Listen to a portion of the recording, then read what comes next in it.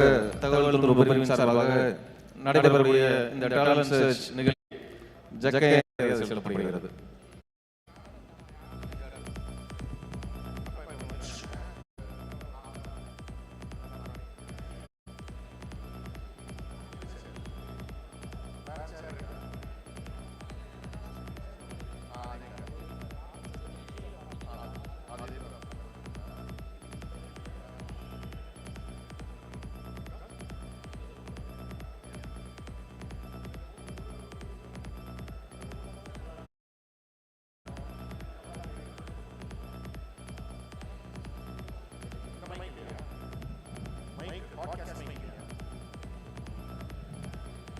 நம்மளுடைய இங்கே தகவல் தொழில்நுட்ப இந்த மீட்டிங் வர இருக்கின்ற நம்முடைய துணை பொதுச் செயலாளர் அவர்களையும் அண்ணன் செல்லூர் ராஜ் அவர்களும் அண்ணன் ஆர் உதயகுமார் அவர்களும் அப்பா அவர்களையும் இங்கே நம்மோடு வந்து அமர்ந்திருக்கக்கூடிய தேனி மாவட்ட கழக செயலாளராகவும் அமைப்பு செயலாளராகவும் இன்றைக்கு நீண்ட நெடிய ஒரு வரலாறு கொண்டவராகவும் மதுரை ஒருங்கிணைந்த மாவட்ட கழக செயலாளராக நான் சிறு வயதில் பார்த்திருக்கக்கூடிய நம்முடைய அண்ணன் திரு எஸ்டிகே ஜக்கேன் அவர்களை முன்னாள் எம்பி அண்ணன் அவர்களை வருக வருக வருக வருக என்று வரவேற்கின்றோம்.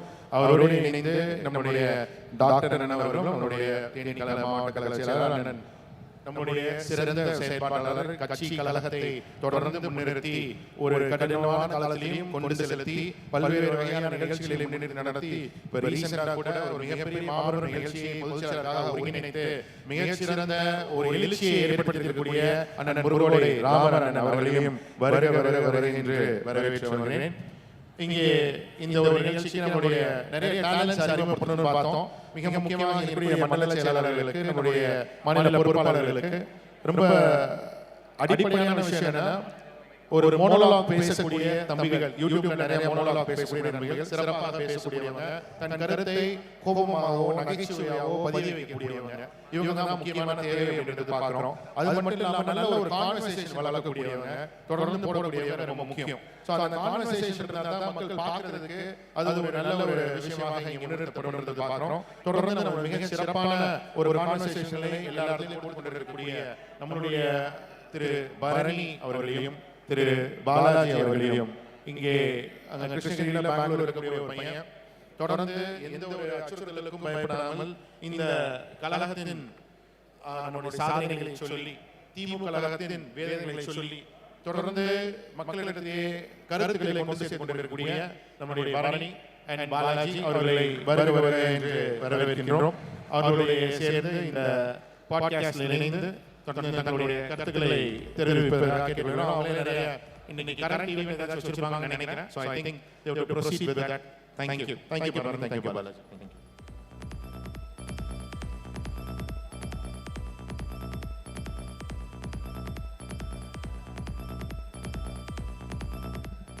வருகை புரிந்திருக்கும் அனைத்து தலைவர்களுக்கும், அனைத்து இந்திய அண்ணா திராவிட முன்னேற்ற கழகத்தின் உயிர் நாடியான அனைத்து தொண்டர்களுக்கும் என்னுடைய முதற்படி வணக்கங்கள். அதிமுகன்றது தொண்டர் இயக்கம், அதனாலதான் தொண்டர்களுக்கு உயிர் நாடின்னு சொன்னேன். சரி, இது ஒரு பக்கம் இருக்கட்டும். இந்த பாட்காஸ்ட் ஆரம்பிக்கலாம்னு நினைக்கிறேன். வணக்கம் பாலாஜி, எப்படி இருக்கீங்க? நல்லா இருக்கீங்க? வாய்ஸ் பேசுங்க. ஹலோ, பேசுங்க. வந்திருக்கக்கூடிய முன்னாள் அமைச்சர்கள், மாவட்ட செயலாளர்கள், கழகத்தின் முன்னோடி தொண்டர்கள் அனைவருக்கும் எனது நன்றிகள் வணக்கத்தை தெரிவித்துக் கொள்கிறேன். சரி, இந்த பாட்காஸ்ட் எதிலிருந்து ஆரம்பிக்கலாம் அப்படின்னு எடுத்துக்கோன்னா, சமீபத்தில் வந்து முதல்வர் முக.ஸ்டாலின் அவர்கள் வந்து எப்பவுமே தமிழ்நாடு வந்து மத்திய அரசுக்கு அவுட் ஆஃப் கண்ட்ரோல் தான் இருக்கு அப்படின்ற ஒரு வசனத்தை பேசியிருக்காரு. அவருக்கு இந்த 4 ஆண்டுகள்ல வசனம் பேசுறது எதுவும் புதுசு இல்லை, உங்களுக்கு தெரியும். தினமும் வந்து ஒரு நாடகத்தை நடத்திட்டே இருப்பாரு. அந்த நாடகத்துக்கு ஒரு வசனம் வச்சிருப்பாரு. அந்த படத்துக்கு டைட்டில் மட்டும் தான் மிஸ்ஸிங். ஆனா வந்து எனக்கு தெரிஞ்சு 2040 ஆளுங்கட்சியா இருக்கும்போது நமக்கு நாமே அப்படின்னு டைட்டில் வச்சு ஒரு தமிழ்நாடு ஃபுல்லா ஒரு ப்ரூவ் பண்ண மாதிரி இப்ப அந்த டைட்டில் மட்டும் மிஸ்ஸிங். ஆனா வந்து தினமும் ஒரு வசனமும் தினமும் வந்து இந்த மாதிரியான ஒரு இது வருது. Out of control. நிஜமாவே தமிழ்நாடு வந்து இன்னைக்கு இருக்க சிச்சுவேஷன்ல அவுட் ஆஃப் கண்ட்ரோல்ல தான் இருக்கான்னு நீங்க சொல்லுங்க. தமிழகத்தினுடைய முதலமைச்சர் முக.ஸ்டாலின் அவுட் ஆஃப் கண்ட்ரோல் என்று இந்த வாரம் சொல்லியிருக்காரு. அவுட் ஆஃப் கண்ட்ரோல் வந்து நேத்தோ இன்னைக்கோ அவுட் ஆஃப் கண்ட்ரோல் இல்ல. 2 வருஷத்துக்கு முன்னாடி ஜாஃபர் சாதிக் திமுகவின் இளைஞரணி தலைவர் நாடு போதைப் பொருளை நாடு கடத்திய போது தமிழகம் அவுட் ஆஃப் கண்ட்ரோல் சென்றுவிட்டது. அது மட்டும் இல்லாமல் குறிப்பாக இன்னும் சொல்லணும்னா ஒரு தமிழகத்துடைய ஒரு முன்னாள் தற்போதைய முன்னாள் உயர்கல்வித்துறை அமைச்சர், முன்னாள் பேராசிரியர், தற்போதைய வனத்துறை அமைச்சர் பொன்முடி அவர்கள் ஒரு வாரங்களுக்கு முன்பாக பொன்முடி அவர்கள் அமைச்சரா இருக்காரு, ஓசி அமைச்சரா இருக்காரா, இல்ல வந்து இன்னைக்கு வந்து வனத்துறை அமைச்சரா இருக்காரா? ஓசிங்கிறது மக்கள் வெளியில் பயணித்த மக்கள் வரி பணத்தில் கொடுக்கிற வெளியில் பயணித்த ஓசிங்கிறது விமர்சித்ததை நீங்க சொல்றீங்க புரியுது. அப்படிப்பட்ட விமர்சித்த அமைச்சரவையிலிருந்து நீக்காமல் மக்களை பற்றி மிகவும் ஆபாசமாக பெண்களை பற்றி இழிவாக பேசிய அமைச்சர் இன்னும் அமைச்சர் பதவியிலிருந்து நீக்காமல் இன்னும் கழகத்துறை பொதுச் செயலாளர் பதவியிலிருந்து கொண்டு நீக்கிறார். கலைத்துறை பொதுச் செயலாளர் பதவியிலிருந்து நீக்குவதால் மக்களுக்கு என்ன பயன் போகிறது? அமைச்சர் பதவியிலிருந்து உடனடியாக அவரை நீக்கினால் மட்டும்தான் வேறொரு அமைச்சர் இந்த மாதிரியான தவறுகளை எந்த ஒரு சூழ்நிலையும் செய்ய மாட்டாங்க. அது வந்து நீக்க முடியாது. ஏன்னா வந்து அது வந்து தொண்டர்கள் கட்சி, அஇஅதிமுக அடுத்த நாள் நீக்கிட்டு இருப்பாங்க. இது வந்து தொண்டர்கள் கட்சி, அது குடும்ப கட்சி. நீங்க இன்னைக்கு வந்து பொன்முடி அவர்கள் நீக்கணும், பொன்முடி அவர்களோட பையன் வந்து கேட்பாரு, நான் எதுக்கு உங்களுக்கு வந்து தொட்டி பிடிக்கணும், உங்க பையனை நான் எதுக்கு வந்து தொட்டி பிடிக்கணும்னு கேட்பாரு. அந்த கேள்வியெல்லாம் திரு மு க ஸ்டாலின் அவர்களால் சமாளிக்க முடியாதுன்ற காரணத்தால அவர் இதெல்லாம் நீக்க மாட்டாரு. சரி, நீங்க ப்ரோசீட் பண்ணுங்க. ஆனா இப்போ வந்து அவுட் ஆஃப் கண்ட்ரோல்ல வந்து பொன்முடி மட்டும் அமைச்சர் பதவியிலிருந்து நீக்கவில்லை. ஆனா அதே இந்த மண்ணை சேர்ந்த பிடிஆர் பழனிவேல் தியாகராஜன் அவர்கள் ஒரு கழக ஆட்சி அமைச்சர் பிறகு 2 ஆண்டுகளிலே சொன்னாரு 30,000 கோடி ரூபாய் முதலமைச்சரின் மகன் உதயநிதி ஸ்டாலினும் அவருடைய மருமகன் சபரீசனும் 30,000 கோடி ரூபாய் ஊழல் பண்ணிருக்காங்கன்னு சொன்னாங்க. அதே சமயம் அப்படி சொன்ன உடனே அவுட் ஆஃப் கண்ட்ரோல் கண்ட்ரோல் மாறி பச்சோந்தி மாறி அவருக்கு தேவைப்படுகின்ற நேரத்தில் அவருடைய நிதித்துறை அமைச்சரிலிருந்து நிதித்துறை அமைச்சரிலிருந்து உடனுக்குடன் தகவல் தொழில்நுட்ப அமைச்சரா உடனுக்குடன் மாத்திட்டாங்க. சரி, அங்க மட்டும் தான் வந்து அவர் மாத்தினாரு. அதே மாதிரி குடியாத்தம் குபரன் ஒருத்தர் இருக்காரு, அவர் வந்து திமுகவோட அடிப்படை தொண்டரா இருக்காரு. அவர் வந்து துரைமுருகன் அவங்க பொசிலரான துரைமுருகன் அவர்களும் அவங்க பையனும் சேர்ந்து கிட்டத்தட்ட 60,000 கோடி ஊழல் பண்ணிட்டாங்க ஒரு கேஸ் வந்து ஒரு ஆடியோ லீக் ஆச்சு. அந்த ஆடியோவுக்கு வந்து சரி அமைச்சரை மாத்துவாங்க இந்த முறையும் பார்த்தா, ஆனா அந்த அமைச்சரை மாத்தல, மாறா அந்த கழக நிர்வாகி அந்த தொண்டன் கொடி பிடிச்ச தொண்டனை மட்டும் தான் அந்த கட்சியில நினைக்கிறாங்களே தவிர அந்த அமைச்சர் இன்னைக்கு வரைக்கும் வந்து துணை பொதுச்செயலாளரா தொடர்ந்து இருக்காரு. அதே மாதிரி ஏதோ ஒரு சூழ்நிலையிலுமே அவருக்கு தேவைக்கு ஏற்றவாறு பச்சோந்தி போன்ற தேவைக்கு ஏற்றவாறு மாற்றிக்கொண்டே இருப்பவர் தான் தற்போதைய தமிழகத்தின் முதலமைச்சர் மு க ஸ்டாலின். அதே போல அவுட் ஆஃப் கண்ட்ரோல் பத்தி கேட்டீங்க. இன்னைக்கு கடன் தமிழகத்தினுடைய கடன் தொகை பாத்தீங்கன்னா அவுட் ஆஃப் கண்ட்ரோல் இல்ல, அவுட் ஆஃப் கண்ட்ரோல் போயிட்டு இருக்கு. ஏன்னு கேட்டீங்கன்னா கடந்த 73 ஆண்டுகளாக தமிழகத்தின் அரசாங்கம் வாங்கிய கடன் எவ்வளவு பாத்தீங்கன்னா 5,00,000 கோடிகள். ஆனால் இந்த 4 ஆண்டு காலத்தில் மட்டும் 4,00,000 கோடி கடன் வாங்கியிருக்காங்க. சரி, இவ்வளவு கடன் வாங்கியிருக்காங்க, தமிழகத்தில் 8 கோடி தமிழ் வாழ்கிறாங்க, எல்லாருக்கும் பயனளிக்குமா அப்படிங்கும்போது பார்த்தோம்னா யாருக்கும் பயனளிக்கிறது இல்லை. எதற்கு கேட்டாலும் காசு இல்லைன்னு சொல்றாங்க. இப்போ நீங்க குறிப்பா எடுத்து பார்த்தீங்கன்னா தஞ்சாவூர் மாவட்டத்தில் ஒரு பள்ளிக்கூடத்துல பள்ளி குழந்தைகளுக்கு குடிப்பதற்கு குடிநீர் கூட இல்லாம, ஆர்ஓ ஃபெசிலிட்டி இல்லாம, ஆற்றங்கரையில் அந்த மணலில் இருக்கக்கூடிய தண்ணீர் சுத்திகரிக்கப்பட்டு குடிக்கிற நிலைமை ஏற்பட்டிருக்கிறது. தருமபுரி மாவட்டத்தில் பாலக்கோடு சட்டமன்ற தொகுதியில பழங்குடியினர் மக்கள் அந்த பள்ளியின் கல்லூரியை சுத்தம் செய்வதற்கான ஒரு கீழ்த்தரமான ஆட்சி நடந்துட்டு இருக்குது. சரி, இங்கதான் இவ்வளவு பிரச்சனை. தமிழகத்தின் தலைநகரம் சென்னையில அம்பத்தூர் பகுதியில ஒரு ஸ்கூலோட தொட்டியை கிளீன் பண்றது பள்ளி குழந்தைகள் தான். எதற்கு கேட்டாலும் காசு சொல்ற முதலமைச்சர் 6 கருப்பு நிற இனோவா கார்கள் வாங்குறதுக்கு காசு இருக்குதா? அதே போன்று 40 கோடி ரூபாய் தமிழக மக்கள் வரி பணத்தில் கார் ரேஸ் நடத்திய காரணம் உதயநிதி ஸ்டாலின் நடத்துறாரு. அதெல்லாம் உங்களுக்கு காசு இருக்குது, மக்களுக்கு சேர்றது மட்டும் தான் காசு கிடையாது. சரி, இதெல்லாம் வச்சு பார்த்தா தமிழ்நாடு நிஜமாவே வந்து அவுட் ஆஃப் கண்ட்ரோல் இல்லன்னு தெரியுது. நான் சில பாயிண்ட்லாம் வந்து ஆட் பண்ண விரும்புறேன். ஏன்னா வந்து 2011 நீங்க இப்பதான் வந்து அவுட் ஆஃப் கண்ட்ரோல் இல்லன்றீங்க. நான் 2013 எடுத்து பாத்தீங்கன்னா திரு கருணாநிதி அவர்கள் இருக்கும்போதே வந்து தமிழ்நாடு அவுட் ஆஃப் கண்ட்ரோல்லாம் இல்ல, காங்கிரஸோட கூட்டணி இல்லைன்னு சொல்லிட்டு திரு கருணாநிதி அவர்கள் அன்னைக்கு சொல்லிட்டாரு. சொல்லிட்டு கொஞ்ச நாள்லயே வந்து ஈரேரி வந்து கலங்கட்டி நிர்வாகங்கள் நடக்குது. ஃபர்ஸ்ட் ஃப்ளோர்ல ஈரேரி நடக்குது, கீழே வந்து காங்கிரஸ்க்கு 63 சீட்டை கொடுத்து அங்கேயும் ஒரு வசனத்தை ஃபில் பண்றாரு கருணாநிதி அவர்கள். 63 நாயன்மார்களுக்குன்னு சொல்லிட்டு அந்த வசனத்தை ஃபில் பண்ணி 63 சீட்டு வழங்கினார். அன்னைக்கு அன்னில இருந்து இன்னைக்கு வரைக்கும் தமிழ்நாடு வந்து திமுக ஆட்சியில் இருக்கும்போது அவுட் ஆஃப் கண்ட்ரோல்லாம் இல்ல. என்னைக்குமே திமுகவோட குடி மத்திய அரசு கிட்ட தான் இருக்கு, அவங்க கண்ட்ரோல்ல தான் இருக்கு. இன்னும் சில பாயிண்ட்லாம் சொல்லணும்னு பாத்தீங்கன்னா கச்சத்தீவு விஷயத்துல வந்து அவுட் ஆஃப் கண்ட்ரோல் இருந்தது இல்ல. அதே மாதிரி தமிழின படுகொலை அன்னைக்கு அவுட் ஆஃப் கண்ட்ரோல் இல்ல. அதே மாதிரி இன்னும் பல விஷயங்கள் சொல்லிட்டே போகலாம். முல்லை பெரியார் இஷ்யூ, காவேரி இஷ்யூ, நீட்டுக்கு முதல்ல டிராஃப்ட் கொண்டு வந்தது இவங்க தான். அன்னைக்கும் வந்து அவுட் ஆஃப் கண்ட்ரோல் இல்ல. இந்த மாதிரி வந்து பல விஷயங்கள்ல இவங்க அவுட் ஆஃப் கண்ட்ரோலே இல்ல.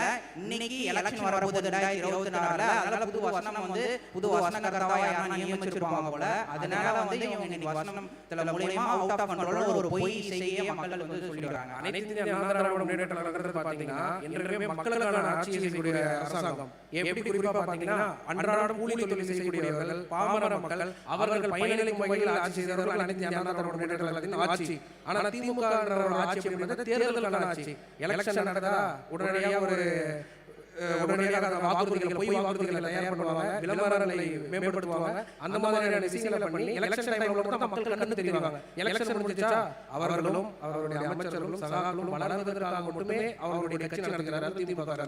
சொல்றது பார்த்தா திமுக வந்து குடும்ப கட்சி, அனைத்து இந்திய அண்ணா திராவிட முன்னேற்ற கழகம் மட்டும்தான் மக்களுக்கான கட்சின்னு தெளிவா புரியுது. இது ஒரு பக்கம் இருக்கட்டும். சரி, திமுக பொய் வாக்குறுதிகள் இவங்க வந்து எப்படி ஆட்சிக்கு வந்தாங்கன்னு எடுத்து பார்த்தோம்னா 2021 வெறும் பொய் வாக்குறுதிகளும், அதே மாதிரி வந்து ஸ்டாலின் தான் வராரு, வீடு தான் தராருன்னு ஒரு அருமையான ஒரு பாடலை வச்சு மட்டும்தான் இவங்க ஆட்சிக்கு வந்தாங்களே தவிர அதை தாண்டி இவங்க மக்களுக்கான எந்த திட்டமும் இவங்க செஞ்சு ஆட்சிக்கு வரல. பொய் வாக்குறுதிகள் பேசும்போது 2-3 பட்டியல் பார்ப்போம். பொய் வாக்குறுதிகள் மட்டும் 1-2 இல்ல, கிட்டத்தட்ட 526 பொய் வாக்குறுதிகளை டைப் பண்ணிருக்காங்க. 4 ஆண்டு ஆட்சியில் இதுவரைக்கும் சொற்ப வாக்குறுதிகளை மட்டும் தான் நிறைவேற்றிருக்காங்க. ஏகப்பட்ட வாக்குறுதிகள் நிறைவேற்றப்படவில்லை. முதல்ல ஒரு வாக்குறுதின்னு சொல்ல பார்த்தா அவருக்கு அதெல்லாம் தெரிஞ்சிருக்க வாய்ப்பு இருக்குன்னு நான் நம்புறேன். சரி, சொல்லுங்க. அதனால மட்டும் இன்னைக்கு பாத்தீங்கன்னா 4 ஆண்டு காலத்துல மட்டும் 22 பள்ளி குழந்தைகள், பெண் குழந்தைகள் இது வரைக்கும் நீட்டுக்காக இறந்திருக்காங்க. அதற்காக அனைத்து அண்ணா திராவிட முன்னேற்ற கழகத்துல நேற்று ஒரு பெரிய மாபெரும் போராட்டம் தமிழக எடப்பாடி பழனிசாமி தலைமையில நடந்தாங்க. இன்னைய வரைக்கும் நீட்டை நீக்குவதற்கான ஒரு ஸ்டெப்பும் திமுக எடுக்கவும் இல்லை, எடுக்க போவதும் இல்லை. மாற்று நிலைப்பாடு தமிழகத்தில் வந்து நீட்டை நீக்கிறேன்னு சொல்லுவாங்க. டெல்லி போனா நீட்டை பத்தி வாயை தர மாட்டாங்க. அதுதான் நம்மளுடைய நிலைப்பாடுகள். இது மாதிரி வந்து பல பொய் வாக்குறுதிகள் இருக்கு. நான் ஒரு 2 சொல்லிக்கிறேன். கல்வி கட்டணம் தள்ளுபடி பண்றாங்க ஆட்சி வந்தோடனே, இன்னைக்கு வரைக்கும் கல்வி கட்டணம் தள்ளுபடி பண்ணல. அதே மாதிரி வந்து நகை கட்டணம் தள்ளுபடி பண்றாங்க, இன்னைக்கு வரைக்கும் வந்து நகை கட்டணம் தள்ளுபடி பண்ணல. கேஸ் மானியம் தர்றாங்க, இன்னைக்கு வரைக்கும் கேஸ் மானியம் தரல. 1000 ரூபாய் பத்தி பேசினா எல்லாருக்கும் 1000 ரூபாய் தர்றாங்க. ஆட்சிக்கு வந்து 2 கோடி பேர் வாக்காளர் அடையாள அட்டைனா அது பாதி பேர் மட்டும் தான் 1000 ரூபாய் சேர்ந்துருக்கு. இது ஒரு பக்கம் இருக்க பெட்ரோல் டீசல் விலை அது குறைச்சாவே தமிழ்நாட்டில் இருக்க அத்தியாவசிய பொருட்கள் விலை அடியோடு குறைஞ்சிடும். ஆனா இவங்க வந்து கேஸ் சிலிண்டர் அதே மாதிரி வந்து பெட்ரோல் டீசல் விலை இன்னைக்கு வரையும் குறைக்கவே இல்லை, டிராமா பண்ணிட்டே இருக்காங்க இந்த அரசு. அந்த 1000 ரூபாய் குறித்து சொன்னீங்க. அந்த 1000 ரூபாங்கிறது எப்படின்னா வாக்காளர் பெருமக்கள் வந்து வெயில்ல நின்றுக்கிட்டு ஸ்டாலின் பேசுறதை கேட்கணும். ஸ்டாலின் எப்படி தெரியுமா அடிப்பாரு? ஹாஸ்பிட்டல் ஷீட்டு போட்டுருவாங்க. ஷீட்டை போட்டு பவர்ஃபுல்லான கூலிங் கிளாஸ் போட்டுக்கிட்டு கண்ணை மூடிக்கிட்டு பிரசாந்த் கிஷோர் என்ன எழுதுனாரோ கண்ணை மூடிட்டு படிச்சுட்டு போயிட்டாரு. தகுதி வாய்ந்த பெண்களுக்கு மட்டும் அன்னைக்கு சொல்ல வேண்டியது தானே? மக்கள் உடனே கேட்டிருப்பாங்க, என்ன தகுதியில எங்களுக்கு 1000 ரூபாய் கொடுப்பீங்கன்னு கேட்டிருப்பாங்க. ஸ்டாலின் உடனே பேப்பர் பார்த்துருப்பாரு. பேப்பரில் பார்த்தா அது எழுதியிருந்தா தானே தெரியும். வடநாட்டு இந்தியர் பிரசாந்த் கிஷோருக்கு என்ன தெரியும்? எழுதணும், பொய் வாக்குறுதி எழுதணும், மக்களை நம்ப வைக்கணும், மறைமாற்றம் செய்யணும், ஆட்சிக்கு வரணும். அவ்வளோதான் அவங்களோட இது. மக்களுக்கு நிஜமாவே நல்லாட்சி கொடுக்கணுங்கிறது அவங்க மனசாட்சியில் கூட கிடந்தது கிடையாது. அதே போன்று பார்த்தீங்கன்னா ஒரு வாக்குறுதியில் பொய் இருக்கலாம், ஒரு வாக்குறுதியில் 1000 பொய் இருக்கக்கூடாது. இப்போ நீங்கள் முன்ன சொன்னீங்க 2 லட்சம் ரேஷன் கார்டுகள் இருக்குது, 2 கோடி ரேஷன் கார்டுகள் இருக்குது. அதில் 1 கோடி சொச்சம் ரேஷன் கார்டுகளுக்கு மட்டும் தான் 1000 ரூபாய் வழங்கப்படுது. அதில் ஒரு பொய் நடந்திருக்குங்களா? இன்னொரு பொய் என்னன்னு பார்த்தீங்கன்னா செப்டம்பர் 15, 2023 தான் துப்பூரில் வந்து அந்த மகளிர் உரிமை தொகை திட்டத்தை முதலமைச்சர் மு க ஸ்டாலின் ஆரம்பிக்கிறாரு. ஏன் அப்போ ஆரம்பிக்கிறான்னு கேட்டால் அண்ணாவின் பிறந்தநாளை முன்னிட்டு செப்டம்பர் 15, 2023 ஆரம்பிக்கிறேன்னு சொல்றாரு. அப்போ அண்ணாவோட பிறந்தநாள் 2021 செப்டம்பர் 15 வந்திருக்கும், 22 செப்டம்பர் 15 வந்திருக்கும். அங்கே 2 வருஷம் மக்களுக்கு பணமே தரல. மாசத்துக்கு 1000 ரூபானா 2 வருஷத்துக்கு 24,000 ரூபா. அங்கிட்டு ஒரு ஊழல் நடக்குது இல்லைங்களா? சரி, கரெக்டு தான். அதே போன்று நகைக்கடன் பற்றி பேசியாகணும். உதயநிதி ஸ்டாலின் அவர்கள் தேர்தலுக்கு முன்பாகவே எல்லா ஊருக்கும் போகும்போதே மக்களே ஏன் இன்னும் நகைகளை வீட்டிலே வச்சுட்டு இருக்கிறீங்க, கொண்டு போய் பேங்க்ல வைங்க, நாங்கள் ஆட்சிக்கு வந்த உடனே நகைக்கடன் தள்ளுபடி பண்ணுறோன்னாரு. அப்பா போய் பேசலாம், மகன் போய் பேசலாமா?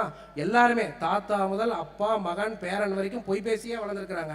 சரி, இன்னைக்கு வரைக்கும் எடுத்து பார்த்தோம். சரி, பொய் எல்லாருக்குமே தெரிஞ்சிருக்கும். ஏன்னா வந்து இவங்க ஆட்சிக்கு வந்து கிட்டத்தட்ட 4 வருஷம் ஆயிடுச்சு.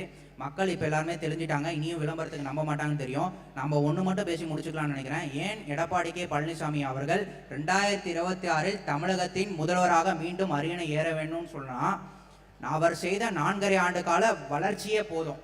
அவர் வந்து இக்கட்டான சூழ்நிலை ஆட்சியில் அமர்றாரு. மத்தியிலிருந்து ஒரு அழுத்தம், கட்சிக்குள்ளேயே பல அழுத்தம், இவ்வளோ அழுத்தங்களையும் தாண்டி கொரோனா போன்ற இயற்கையும் ஒரு அழுத்தம் தருது.